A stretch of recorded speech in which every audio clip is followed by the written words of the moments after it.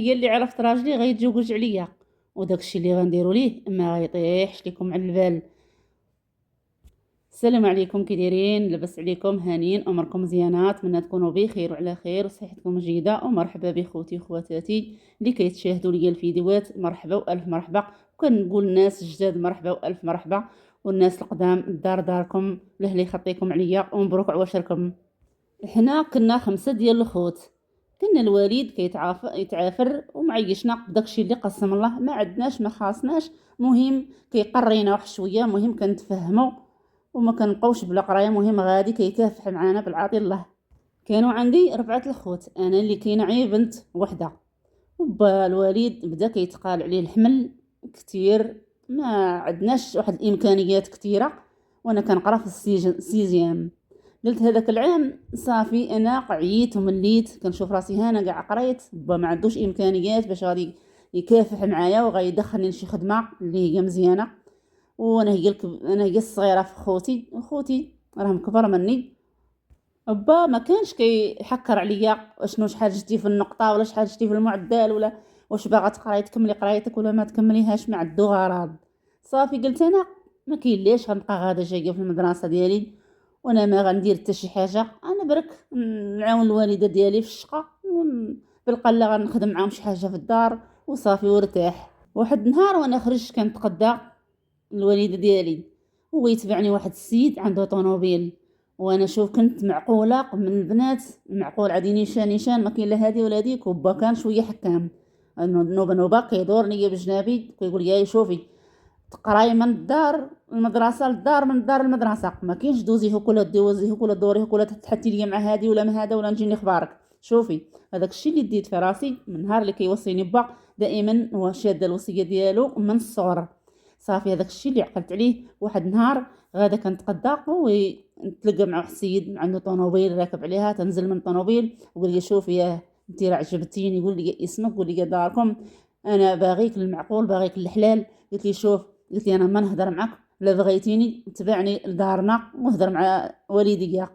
ما ديت ما رديت، صافي قلت هذا كيتفلى وشاف حالو بقى غادي معايا، غادي انا غادا وهو غادي، حتى شافني فين وصلت وصافي وضرب الدور. صافي قلت هذا راه كيتفلى باغيني باش نهضر معاه، وانا حضرت راسي وزدت، وانا قلت في راسي هذا راه كيتبرهش راه كيتفلى، ما عرفتوش شنو قاصد في النيه ديالو. ومن بعد داز واحد اليومين اتدخل با قال لي اجي انا نعيمه، روح السيد راه كيسول عليك وراه ناوي المعقول، باينه في ناوي المعقول وبالينا وجهه ماشي ديال اللعب، وراه قال لينا جا عدي وكيسول عليا، قال لي واش نتايا انت اللي كتسكن في هاد الدار، واش ديك البنت الفلان الفلانيه واش بنتك؟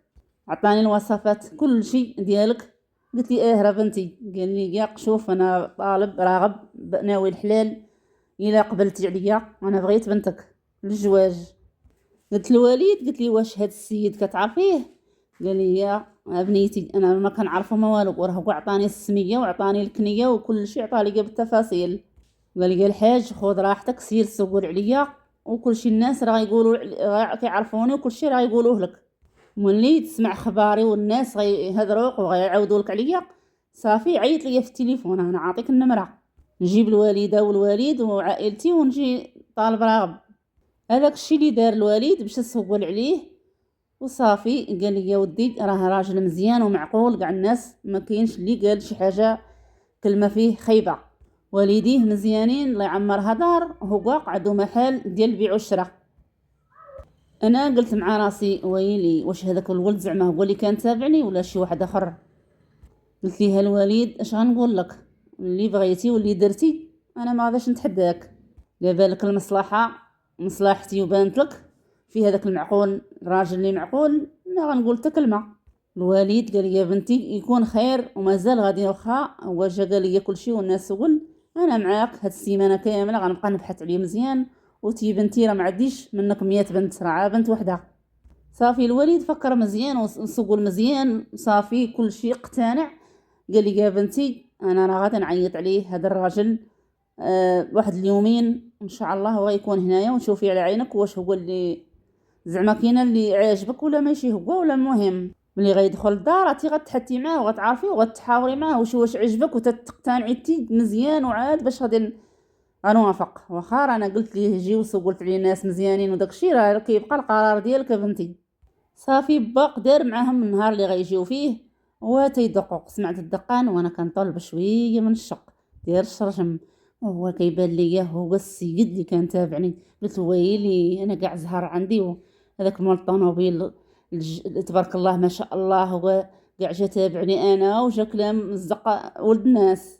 ايوا ما نكذبش عليكم، فرحت في خاطري، قلت والله الا هذا هو الراجل اللي كنت كنتمنى. وجا عندي الوالد كيأكد ويعاود عليا، قال لي ناظره بنتي اشنو بالك؟ وانا كنضحك وبابتسامه وكنقول لها با اللي درتي وصافي يكتا راه بان لك معقول، وبالي قالت انا راه هو هذاك ديال المعقول، ما نتوكلوا على الله.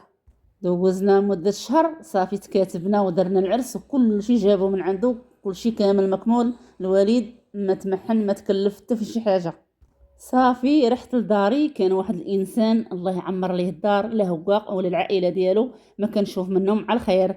كثر التصرف كيفاش كان كيتصرف معايا انا قلبي ولا كيبغيه بزاف وكنحمق عليه. هذا اللي غنعيش معاه عيشه زوينه وتكون دائما حلوه، علاش لا اللي كان ما نكونش فرحانه دائما. دازت المده 4 سنوات وانا ما رزقنيش الله بالولاد. بقيت كل نهار كتقول ليه الوالده تاعته خاصنا نشوفوا وليداتك وليدي، كلشي عائلته وخواتاته كذا غادي نشوفوه والده فرحان. ولا كوني با كيديني على الطبيب، كوني با كنمشي على الطبيب، والطباء كلهم اللي دزنا عندهم كيقولوا لينا ودي راه مساله وقت، ما عندكم حتى شي مشكل. كيدوزوا لنا كيعطيونا الفيتامينات صافي فقط، ما كاينش شي حاجه اللي غيعطيو عليها الادويه ولا عندنا شي اعراض تاع شي حاجه ولا والو، كلشي كيلقاو مزيان. الطبيب اللي مشينا عندو كيقول لنا عيا ديروا قينكم في الله سبحانه وصافي راه ما عندكم حتى شي مشكل. بقينا على ذاك الحال. واحد النهار تولات الام ديالو يوميا كتكرر عليه خاصك وليدي تولد، خاصك تولد، صباح وعشيه كتجبد عليه نفس الموضوع، دائما كتكرر الهضره خاصك الولاد خاصك تولد. الموت وحياه هادي بغينا نشوفوا وليداتك ونفرح مع وليداتك ونربيهم على عيني ونشوفهم بعيني ونشوفهم كيكبروا، كل نهار نفس المشكل نفس الهضره. وانا اش غنقول لكم، كل نهار ملي كنسمع في هذاك الكلام نفس الكلام كيتكرر كنتعصب كنجبر الارض شق ونتخشى فيها. ما بقيش كارهه راسي باش نسمع هذاك الكلام اللي كنسمع. كرهت الحياه وكرهت الدنيا من اجل الهضره اللي كنسمع. واحد النهار وانا نجمع حوايجي وقلت غادا نمشي للحمام، نمشي نكمل عظيماتي تسالى الغداء وخرجت. يلا رميت في العتبه فتحت الباب وانا لقى لوستي جايه كانت كتصوني. خارجه لي خرجت حليت الباب لقيتها في الباب، صافي حليت عليها الباب وقلت لها انت شوفي طلعي انا غادا نمشي للحمام وغنرجع داغي بالزربه. قالت لي هات هي اش قالت لي؟ قالت لي انا جايه على شي حاجه بغا نهضر معاها في خويا وغنمشي انا ما غاديش نتعطل. خذي راحتك في الحمام بلا ما تزربي راسك. صافي مشيت للحمام يلا دخلت وانا كنت فكر شي حاجه راني نسيتها ما جتهاش معايا للحمام اللي خاصها ضروري تكون عندي وانا نرجع بالزربه. لحقت حليت الباب وانا ندخل هزيت هذوك الحوايج اللي نسيت وجايه وانايا من هضرت لوسيت كتهدر مع الراجل ديالي من فمها الوضن ديالي كنسمع الجواج ما الجواج وانا ندرك بالباب وبديت كنتصنت اشكنو كتقول. هنا كانت لوستي كتحرش الراجل ديالي قالت لي امي راه عندها الحق وكلامها هي اللي معقول، هادشي خاصك تاخذ نصيحه من الراي ديال امك. وراجلي كان نوع المرضي ما كيقدرش يخسر الام ولا اختو الخاطر ديالها وغادي معاهم كيما بغاو هما.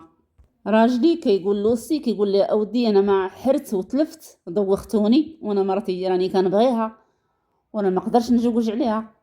لوسي قالت لي شوف حل عقلك معايا، راه لقينا لك واحد بنت الناس حتى هي اللي بحالها وما احسن منها، راه الله يعمر ليها دار اللي هي من العروبيه وبنت ناس ومعقولين وباقا صغيره في العمر وصغار من هاد اللي عندك. تعملك خايف عير تشجع ويكون خير والله راه الشرع راه عاطي 4. مالك ما عندك شيء، عندك الخير عندك الخمير، كل وحده سكنها في دار وتوكل على الله وغادي تزق ان شاء الله راه من الفائزين. قالت لي كون كنت مكتوب لك تولد مع مرتك كرة ولدتي شحال هذا، قال لي شحال من عام وانتم يا كتمشيو على الطبه وشحال وشحال وتا غادي انسان كيقلل صحته خاصك تولد، علاش تولي؟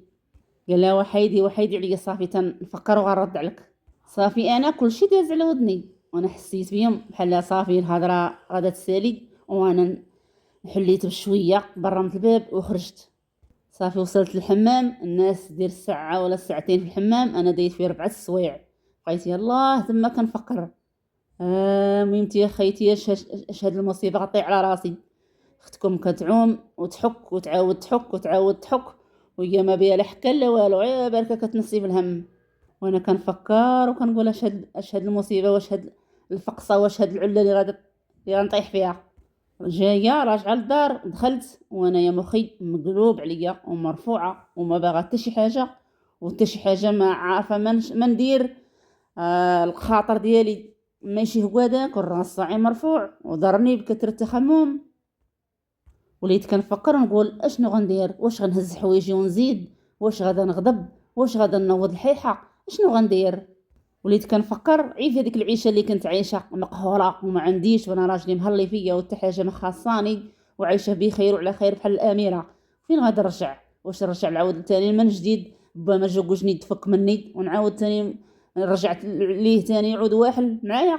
ديت يومين وانا قلت ما نخرج حتى نفكر مزيان ونعرف راسي فين غنحط رجلي، ونعرف راسي واش المشيه غتكون بالصالح ديالي ولا ماشي بالصالح ديالي.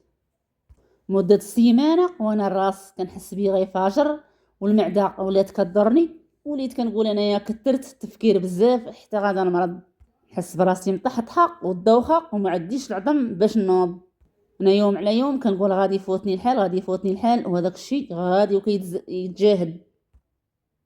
ما بغاش يفوتني الحال، بقيت هكاك وانا نمشي على الطبيب. صافي دوزت، قال لي شوفي هانتي غديري هاد التحاليل وغترجعي عندي. ملي رجعت عندو قلب لي التحاليل لقاني حامله. ملي قال لي ودي على سلامتك مبروك عليك راكي حامله، انا تصدمت واحد الصدمه كبيره.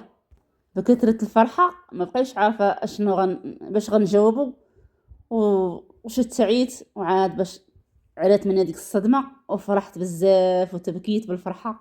قلت اخيرا غادا نفرح الزوج ديالي وما نبقاش العدوسه تاعتي تقول لي نوض، راحنا خاصك الاولاد، خاصك هادي خاصك ديك.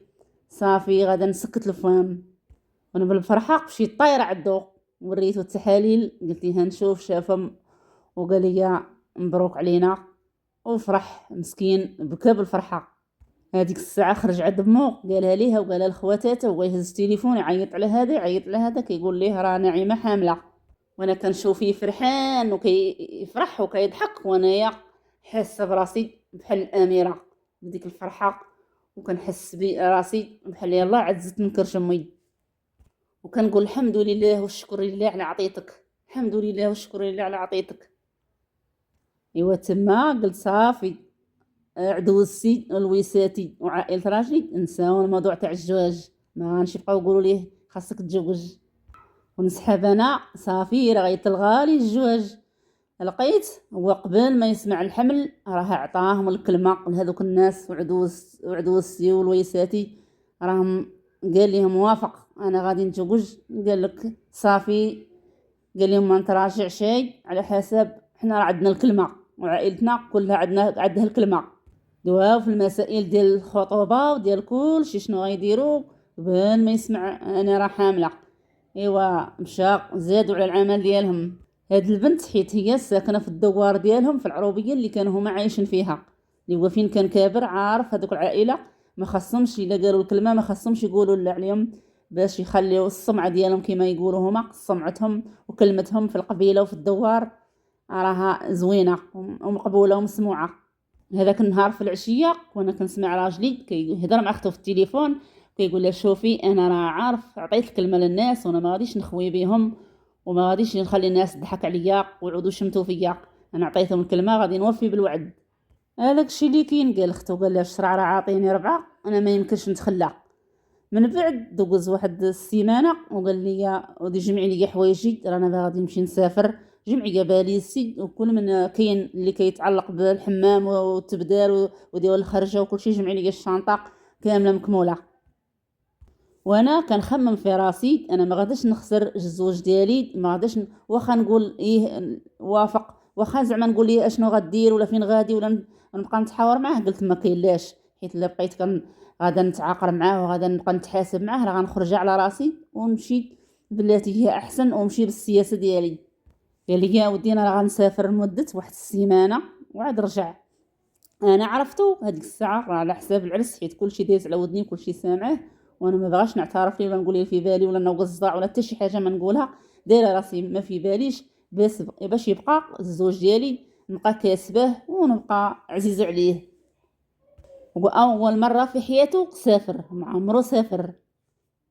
هذاك النهار غادي ركب مشى، وانايا شنو درت؟ لبست الجلابه ودرت النقاب وقلت غادا نتبع راجلي فين ما مشى وفين ما نزل حتى ندخل ونشوف العروسه. ما عرفوني الناس واش من هالعريس ولا من هالعروس، المهم غادا ندخل. دخلت وشت العريس اللي هو راجلي بارز، وشت العروسه وشت عائلته كامله، الام ديالو وخواتاته وكل شي شتهم، وهما يا ما عرفونيش. وانايا كنبكي ودايره النقاب وجوج دموع من العين كتهبط. اللي نفعني هو استغفار. بقيت نستغفر باش ما نتشللش وباش ما يوقعش ليا شي عرق طرطق ونعود طايحه تما حداهم. كنت شاده التليفون في يدي، هو يطلع لي واحد الفيديو فيه لبتلك الله معلك عب استغفار، استغفروا ورا ربي غيكون معاكم. رجعت في حالاتي للدار، وهذاك الشيء اللي درت انا قلت اشنو غندير حاجه وحده نتهلا في راسي مزيان ونكون واحد الانسانه واحده اخرى، وملي يجي الراجل ديالي نتهلا فيه ونعطيه قيمه ونعطيه وقت كتير اللي كتر من كنت عاطيه في الايام الاولى. ملي دوج المده تاع السيمانه ورجعت، رجع لقاني مهليه في راسي شنو من هو ماكياج وما تشوفوش من نقش واش من نشوفوها بابتسامه، وتلقيت لي وكنضحك حتى درست العقل بانت. داكشي فوق جهدي، وما مخليه ما مجدالي في الطابله وما نوقعو مشكله، كاع الشكال والنواع في الطابله مزوقاها ودايره بحال الامير. هو الدهشر ابقى كيشوف، قال لي كاع هادشي كامل دايره على قبلي انا.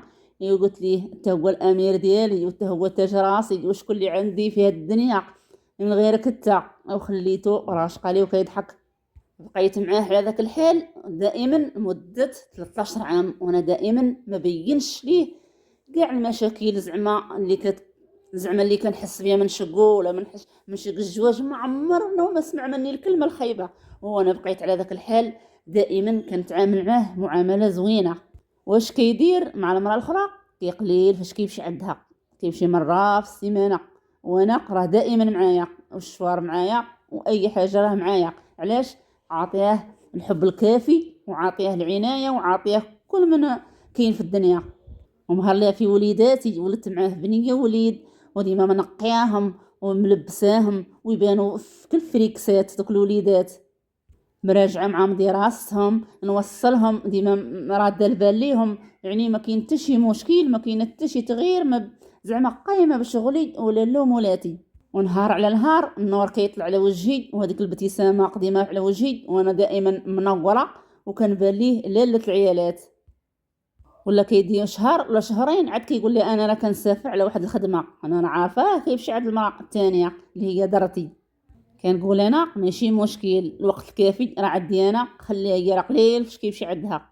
وكانت عاجبه ومقوقده ولاله ومولاتي راه دائما بارك معاها. صافي كنميك وكندير راسي ما سمعت والو ما شفت والو ما سمعت حتى شي حاجه، كنضحك وبخير. هو ما كيسخاش بالفراق ديالي، ودائما المعامله ديالي معاه هو دايرني بحال الماء القليل، دائما حاضي وخايف لينا نعرف وخايف لينا نشك. ملي كنشوفو انا هكاك مهرلين فيا وحتى شي حاجه ما خاصاني وحتى شي حاجه ما ناقصاني وما عمرني نسمع منه الكلام الخايب، وشنو بغيت انا في الدنيا؟ هذاك الشيء اللي بغيت. هي مره ملي كتصوني ليه كيخرج من الدار كيمشي للجرده، عاد برك كيهضر معاها يجاوبها جوج كلمات كيجي حالته مرمد. ملي يهضر معاها هو معصب يعود ما حاملش راسو.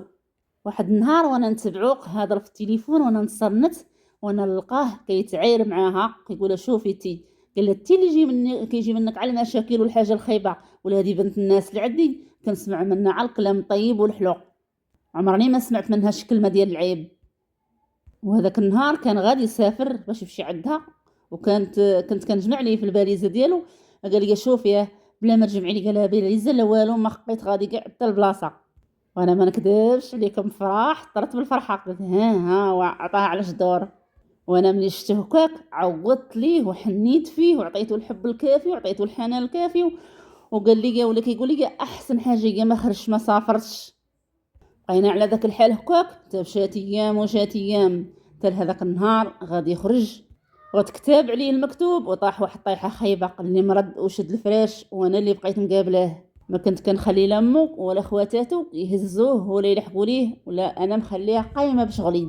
كنقول يا مرا راجلي هذاك وانا اللي مكلفه به وانا اللي محسوب عليا. وعلى ذاك الحال مدة 6 اشهر وهو قايمو الامانه قد امانته، الله يرحمه ويوسع عليه. بقينا على ذاك الحال والعزايق والناس دخل وخرج. واحد السيمانه مدة سيمانه وهي تبان ليا واحد المراه جايه جاره واحد البنت في يدها، كانت كتسول، قالت لهم باغا نعيمه، فين هي نعيمه؟ وانا حليت على الباب، قالت لي جايه كنسول على نعيمه، قلت لها انا هي نعيمه. اشنو قلتي شكون انتي؟ قالت لي يا اودي انا راه الزوجه ديال المرحوم اللي انا هي درتك. المرحوم راه هادي بنيته وانا جايه واش يمكن لي نهضر معاك وندخلوا لداخل ولا لا؟ قلت لها واخا صافي دخلي. انا حيت كنت عارفه الموضوع دخلتها، يمكنش لي نهضر معاه في الباب ولا قدام الناس شي داخل وشي خارج. قلت لها نعم اختي قولي لي شنو عندك؟ وانا قالت لي رانا جيت نطالب بالحق ديال بنتي وديالي اللي في حقي في الورث. قلت لها اشنو قلتي؟ عندك شي دليل؟ عندك شي كاغاط؟ عندك شي وثيقه؟ عندك شي حاجه؟ واللي عطاها لك المخزن سير للمخزن وخذي حقك، واللي عطاها لك المخزن مرحبا. حيت هو المرحوم كان دائما كيتهرب منها، راه ما داير لا كاغاط لا حتى شي حاجه، مجوجين عاب الفاتحه، وكان دائما كيتهرب على حساب انا ما كانش في خباري، ما دار لا عقد لا حتى شي حاجه. تمت غدا خارجه وانا نلقى عدوسي والويساتي في الباب، بغاو يهضروا معايا وانا ضربت فيهم وخرجت. من بعد هما يعيطوا لي الويساتي وقالوا لي اجي احنا بغينا نهضروا معاك تعشي معانا وبغينا نكونوا مجموعين. والعائله كلها كانت مجموعه، الويسي والويساتي وكلهم كانوا مجموعين وعارفين هما كل شيء. تما بداو كيحاولوا يشرحوا لي عيب شويه بشويه، راه فعلا كان مجوج، راه هذيك راها مرتو.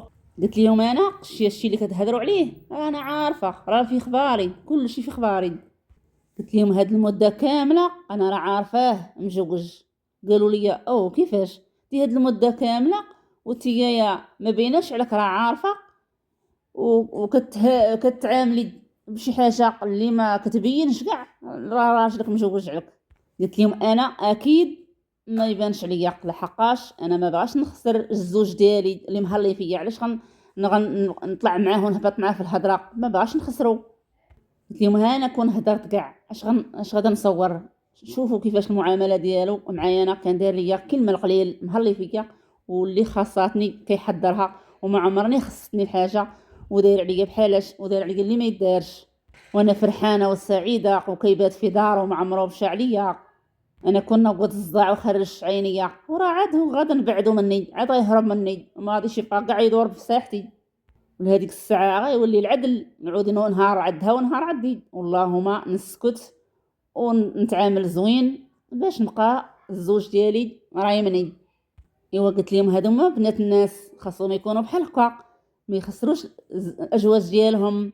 اشنو غاش يديروا ما في الدنيا كاع الا خسروا الزوج ديالهم؟ اش غيصوروا؟ ما يصوروا والو، بالقله يبقاو مهدنين ويديروا راسهم ما سمعوش باش يستافدوا من الزوج ديالهم، ودائما يكونوا في دراعهم ودائما حاضر معاهم وفي السره والضراق ويعيش معاهم الحلوه والحاره في كل ساعه. هنا عدوسي تنهدات هي والويساتي، تنهدوا على داكشي اللي سمعوا مني وقالوا لي الويساتي وعدوسي سمحي لينا. قلت لهم انا عارفه راه كلشي منكم نتوما واليوم المسامح كريم. مو قالت لي يا بنيتي انا كنت شتي كلشي على عينك، انا كنت باغا نفرح بوليدي وتا نشوفو عاد وليداتو ونكون نشوفو فرحان باش نزيد قلبي يفرح. قبل ما يديموا الامانه امانته وبقى دائما فرحانه. الساعه الزق هو اللي مات قبل مني، انا شفت الموت ديال ولدي بين عينيا وهنا باقا حداك. قلت لها ما كاين باس الحاجه. هنا جبدت عليا عدوستي قالت لي شوفي انت يا بنتي، انت بنت الخير ومنات القلب الكبير، وهنا يا بنيتي اعطي لدارتك حقها وتبقاي صافيه مع ربي. ديري الخير وعطي لدارتك حقها، وتبقاي هانيه قبل مشاكل. ربي يعوضك في وليداتك. وهذاك الشيء اللي قلت وهذاك الشيء اللي فكرت فيه انا نيت. انا عيب بغيت نقول لها في ساعه الغضب هذاك الكلام، وانا بطبيعه الحال ما نضيعش في حقها هي وبنيتها اللي هي بنتها اخت ولادي. قلت علاش لا، انا ضروري غنعطيها حقها. المهم عاد طلعتها وهبطتها باش تعرف حق العيالات اش كيسواو. انا من طبيعه الحال ما غنديرش شي حاجه اللي محرمها الله، وانا ما بغيتش ندير شي حاجه اللي تخرج ليا انا في ولادي. اليوم كاين باس، حنا غادي نفرقوا داكشي اللي قسم الله، واللي عنده شي حاجه راه ياخذها. انا قلت اليوم ما بقيت باغا حتى شي حاجه في هذه الدنيا، انا باغا غير وليداتي يكبروا قدامي يكونوا عايشين سالما غالما، وحتى شي حاجه ما تكون واقعه عليهم خيبه، وهادشي اللي باغا انا. وفعلا هذاك الشيء اللي درنا، كل وحده خدات الحق ديالها وكل وحده شدت الطريقه ديالها. ما بغيش نظلم شي حد باش الشر ما يخرجش عليا ونبقى خارجه على ندير المعصيات. وانا عير بغيتها تكون عبره للبنات اللي كيسمعوا الراجل ديالها خانها ولا غيخطب ولا غيتزوج. خاصها تعرف تخدم عقلها مزيان باش ترقم الراجل ديالها، ما تضيعوش من يدها، تعطيه قيمه وتهلا في راسها وتهلا في وليداتها، وما تبينش العيب. وراه غتكون هي ان شاء الله من الفائزين ومن الرابحين مع الله ومع العبد. وانا دابا كنقول الناس اللي ما عطاهمش الله مساكن الوليدات، ما رزقهمش الله بالولاد، خاص عائلاتهم تحترمهم وتخليهم منهم الله اللي خلقهم بلا ما يزيدوا يحرشوا. هادشي راه ما مزيانش، تحراش خايب. واللي مكتبه لنا الله راه كياتينا بها سيدي ربي، وحنا دائما خاصنا نستغفروا والحمد لله ونشكروه باش ما عطانا. ونتمنى تعجبكم هاد القصه، وما تنساونيش اخوتي خواتاتي فضل الله يسا امرا بديك البصيمه ديالكم الغزاله. بسلام عليكم، الى الفيديو القادم ان شاء الله، ونتلاقاو في شي فيديو اخر.